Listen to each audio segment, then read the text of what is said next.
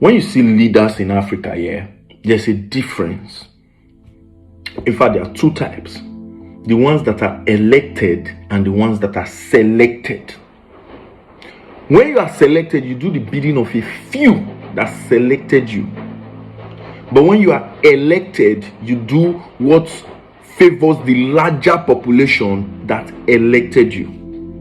I'm going to let you see a video of the president of Malawi, and you'll be able to decide and tell yourself whether he was elected or selected. When you finish watching this one, you also now look at other African leaders, all the other presidents, Tinubu and co, and now be able to tell yourself whether they were elected or selected. Economic problem is ravaging Africa. Ravaging Africa. See how they respond. You'll be able to tell. Watch the video. Watch. I know that there will be some who created this mess that I'm now cleaning up, who will be the loudest in calling me names, claiming that I am the problem, and calling on citizens to attack me. But I'm not intimidated by that. I'm here to serve Malawians. And to do so, I'm prepared to do things that are painful as long as they are the right things. The most painful thing by far has been the recent devaluation of our currency to correct the false value of the kwacha based on nothing and rebuild true value in the kwacha based on production of exports.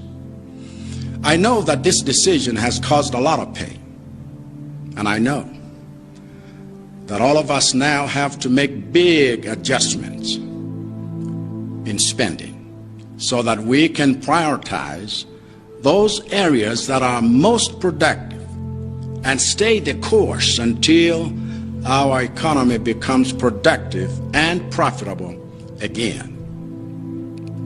In making those painful adjustments, I myself have to lead by example. This is why, effective immediately, all of my international trips between now and the end of the fiscal year, beginning with my trip to COP28 at the end of this month, are canceled. By extension, I'm putting a freeze on all public-funded international trips for all public officers at all levels, including those in parastatals, until the end of the financial year in March.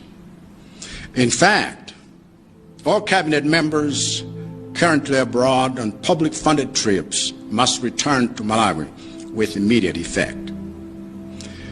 Any travel deemed absolutely necessary by anyone during that period must be submitted to my office for my personal authorization.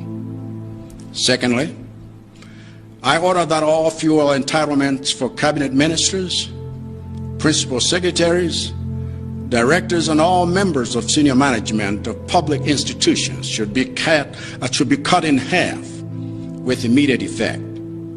Thirdly, until further notice, I order the Secretary, the President, and Cabinet to circulate to all public institutions a criteria for local trainings and local travel that will be acceptable, as well as a cap on how much of their budgets can be spent on allowances for such trainings and trips.